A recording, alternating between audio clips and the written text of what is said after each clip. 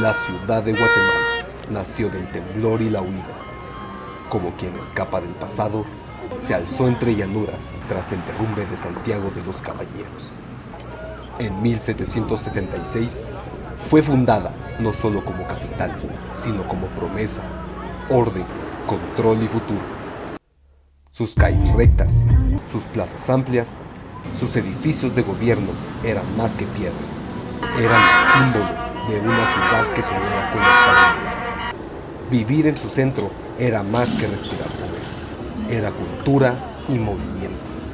Allí palpitaban las decisiones, el comercio y la esperanza de un país que buscaba rehacerse. No era una ciudad justa. Las jerarquías ya habían echado raíces, pero había un sentido de pertenencia, una ilusión compartida de que ese espacio era de todos. Hoy, ese corazón aún late, pero sus latidos se han vuelto ecos. El centro, alguna vez faro, ahora observa cómo otros núcleos crecen a su sombra. Sus promesas, tantas veces repetidas, parecen ahora susurradas, apenas sostenidas por la memoria. Esta es la historia de una ciudad que nació con ideales firmes y que ahora, frente al vértigo del crecimiento, se pregunta si aún le queda alma para sostenerlos.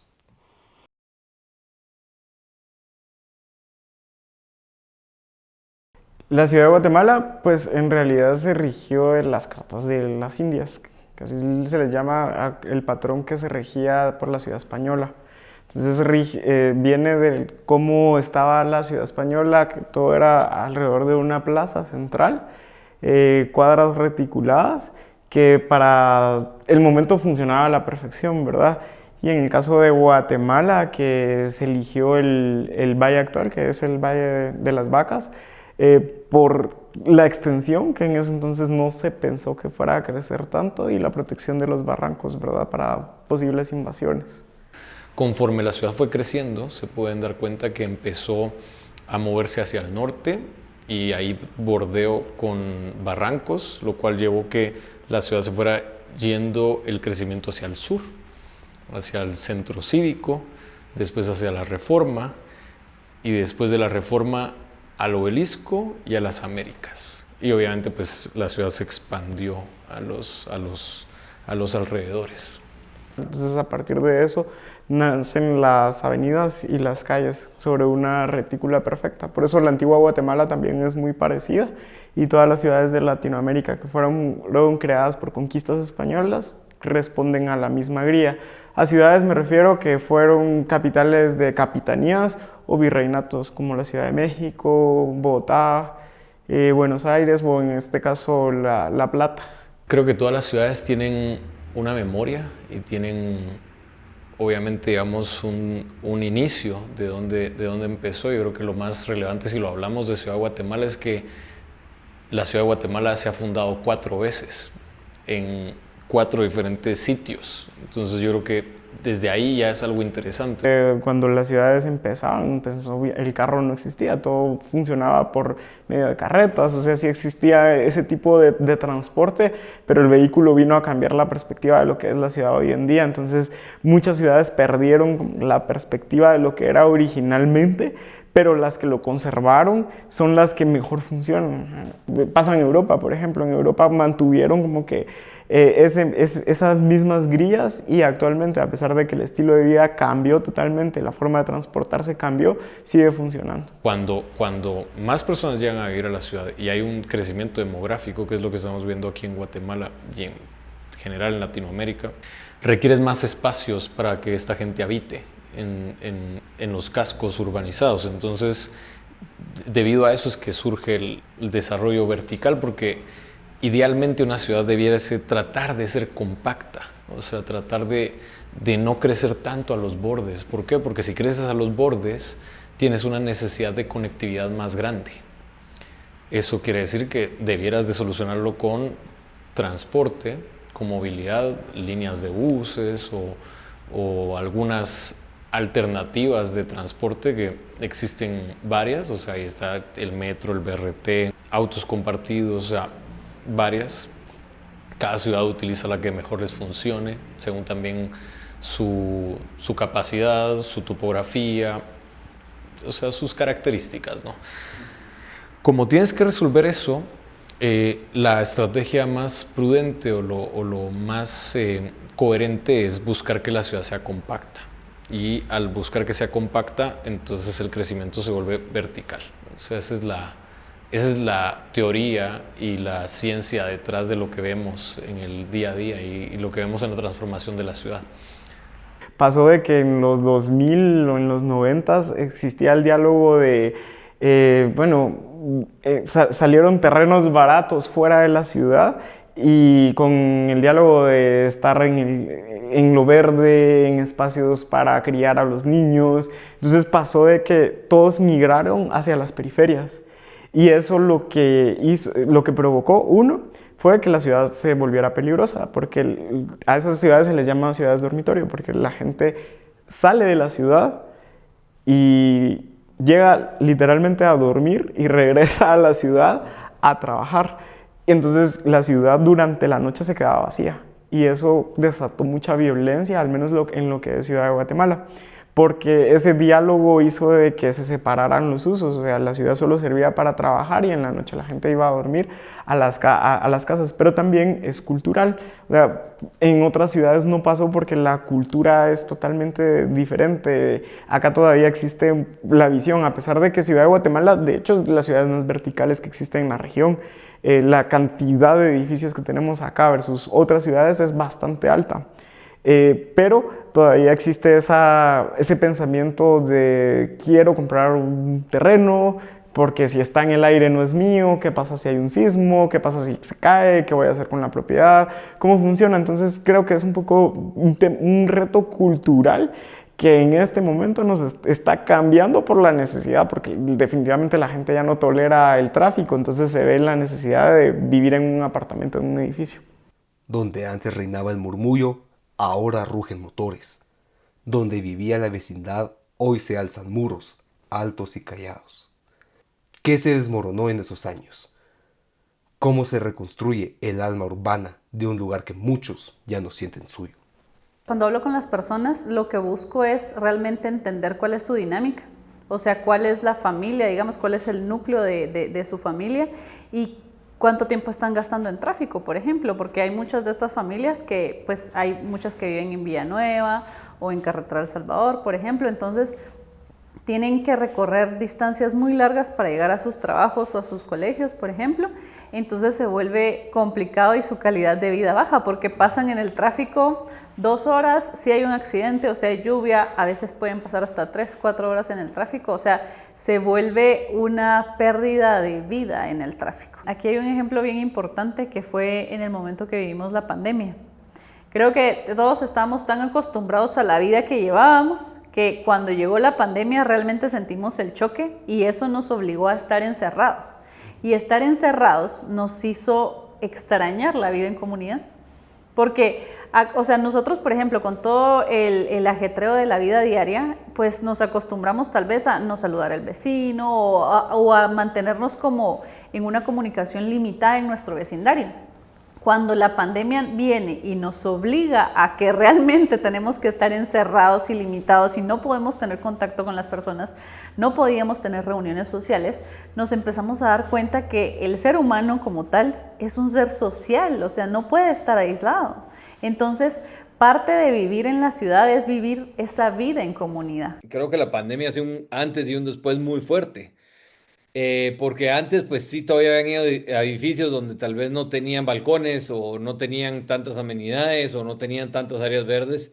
Y creo que después de la pandemia, con lo que tuvimos que vivir con los encerrones y la falta de acceso a aire libre y el sentirnos encerrados, pues nos llevó ahorita a decir, sí, mire, sí quiero un apartamento, pero lo quiero bajo estas condiciones, que tenga un área verde, que tenga un área para mis mascotas, que tenga la facilidad de entrar y salir, que vaya con bicicletas, que vaya con carro, que vaya con moto, todo lo que me puedan dar de facilidad, ¿verdad?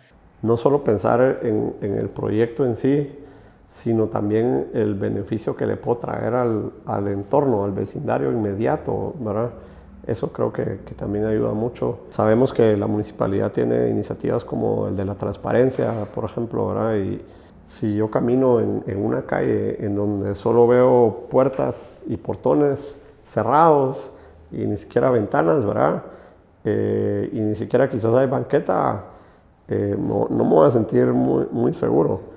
Versus si camino por una calle en una banqueta suficientemente amplia, y además puedo ver hacia adentro de lo que haya con frente a la calle, ¿verdad? Ya sea vivienda, comercio, oficina, lo que sea.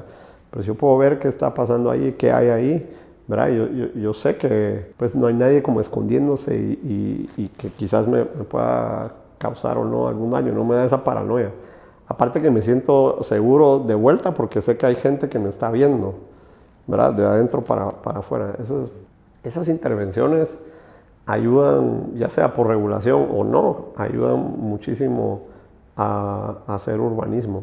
Por ejemplo, los nuevos desarrollos inmobiliarios tratan de hacer ese ofrecimiento de uso mixto, que tiene comercio, que tiene oficinas, que tiene vivienda, y eso lo que genera también es esa vida en comunidad. O sea, yo dentro de lo mismo puedo tener ahí un café y bajo a tomarme el café con mi vecino y puedo conocer a los demás vecinos. O sea, salgo de mi casa. O sea, utilizan menos el vehículo, utilizan más los transportes públicos, caminan, por eso también se mantienen más saludables porque hacen ejercicio todos los días, usan bicicleta.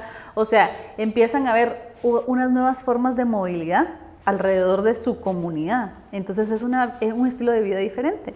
Pero no podemos solo ser la iniciativa privada solos. Y creo que también vamos a necesitar un apoyo del gobierno central. Mucho transporte seguro, pues de ahí creo que va a ser el futuro. Sí creo que va a ser un movimiento de las personas más que de los gobiernos el que nos va a hacer a que esta ciudad se transforme. Para que todos aprendan y entiendan cómo es que se desarrollan las ciudades, porque si no solo vamos a tener más personas que se están quejando por el tráfico, pero no entienden que uno mismo se vuelve el tráfico. Entonces, ¿cómo yo puedo ayudar a la solución? O sea, y no ser parte del mismo problema. Y entonces, casi sin anunciarse, la ciudad despertó. Torres se alzaron donde antes dormían techos bajos. Muros de vidrio brillaron al sol como promesas de futuro. Estructuras limpias, verticales, imponentes, transformaron el horizonte.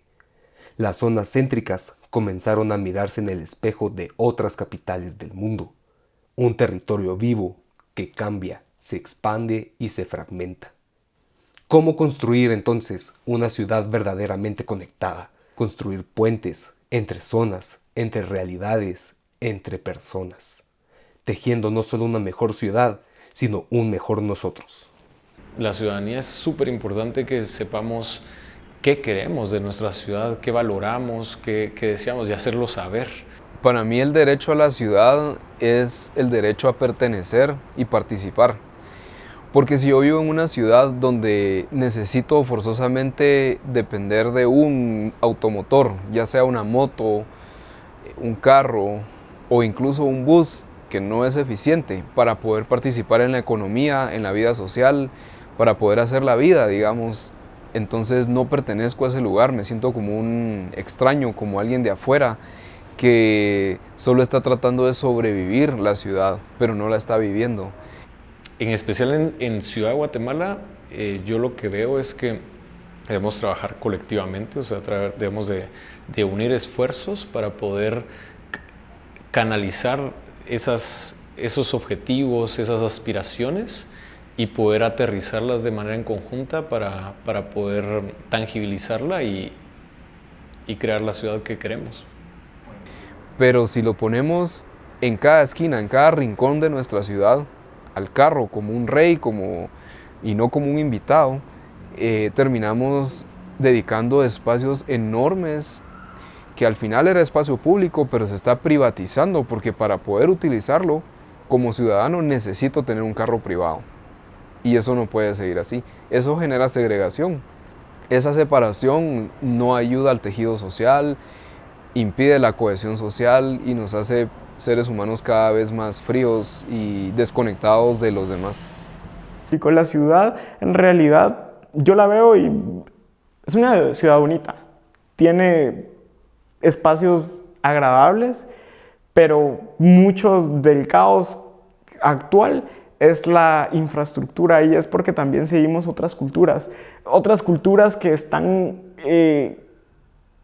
sesgadas por el uso del vehículo, y creo que también eso yo lo diría que es porque nuestra cercanía a los Estados Unidos, en los Estados Unidos toda la gente se mueve en carro, pero las ciudades dan para hacerlo, las topografías dan para construir autopistas grandes, para construir carreteras anchas. Nuestra topografía no da para eso, pero es la cultura que tenemos como ejemplo, mientras que en otras ciudades la gente se mueve en transporte público. A mí una vez lo que me dijeron es las ciudades que funcionan son donde el rico se mueve en transporte público y no donde el pobre se mueve en transporte privado, y así funciona nuestras ciudades. Creo que la vivienda es más que los metros cuadrados que adquirimos. Cuando yo quiero vivir, ya sea rentando o comprando en una propiedad, deberíamos los ciudadanos de preguntarnos qué hay a todo alrededor, qué hay a 5 minutos a pie, qué hay a 15 minutos en bici y qué hay a 15 minutos o 20 minutos en carro. Si nosotros los ciudadanos no estamos bien informados al respecto de esto, paramos comprando un castillo en el aire, que son estos condominios que tienen todo adentro, pero que al salir no tenés ni una banqueta, que para ir a comprar las tortillas tenés que manejar el carro 10 minutos, y que al final de cuentas nos hace vivir una burbuja que no es real. Por otro lado, está la oportunidad de rescatar barrios ya existentes, donde la vivienda nueva, lejos de gentrificar, ¿verdad?, que es algo que tenemos miedo, lejos de expulsar a los ciudadanos que ya viven ahí en un modelo de renta, traiga nuevos espacios públicos, y al agregar valor a estos lugares, evidentemente se van a volver más caros, pero al mismo tiempo estamos desarrollando vivienda donde ya está la infraestructura. Por ejemplo, los proyectos ahorita que estamos trabajando están involucrando el tema de acupuntura urbana. Entonces, el tema de acupuntura urbana al final lo que hace es la integración, digamos, de todas estas pequeñas acciones que se hacen alrededor del desarrollo para generar esos grandes impactos en la comunidad y esa mejoría en la comunidad. Y al final, pues sí es cierto, muchas personas están buscando casa, porque te digo, o sea, desde la percepción cultural, todas las personas creen que pues es mejor una casa que un apartamento, pero se tiene que analizar el estilo de vida de cada una de las personas y dónde se desarrolla su economía, dónde van a crecer ellos profesionalmente. O sea, los edificios están bien. El tema es crear una ciudad con uso mixto. 4 grados norte es el claro ejemplo. De hecho, 4 grados norte era un área, se volvió peligroso en algún momento. Pero ¿qué fue lo que pasó? Existió un plan. De hecho, el plan tendrá tal vez como unos 15 años de crear uso mixto. ¿Qué quiere decir? Que en un mismo punto crean fuentes de trabajo. Si vemos, están las torres del Banco Industrial, que ya tienen muchos años de estar ahí. Fuentes de educación como la Universidad Da Vinci, que apostó por tener una sede ahí, el IGA o áreas educativas. Vivienda, la vivienda se potenció, áreas de oficina, áreas de recreación. Entonces, ¿qué pasa? La gente que vive en 4 grados norte ya no tiene necesidad de salir a otros puntos de la ciudad, todo lo hace en ese mismo punto. Voy al súper, simplemente bajo, camino un par de cuadras, voy al gimnasio, voy a mi trabajo, lo tengo ahí. Entonces, la solución de la ciudad es como ir creando esos clústeres, y existen, porque sí hay mucha visión y hay varios proyectos. Entre esos puedo destacar Ciudad Pedrera, Miraflores, que también está apostando por algo, Vistares también, 4 grados norte. Cayalá es una especie de que generó mucho debate en su momento porque pero apostó para un segmento socioeconómico muy específico. Entonces no era accesible para todos. Pero es un ejemplo que se podría decir que funcionó como prueba para poder llegar a lo que ahora se está apostando en otras partes de la ciudad.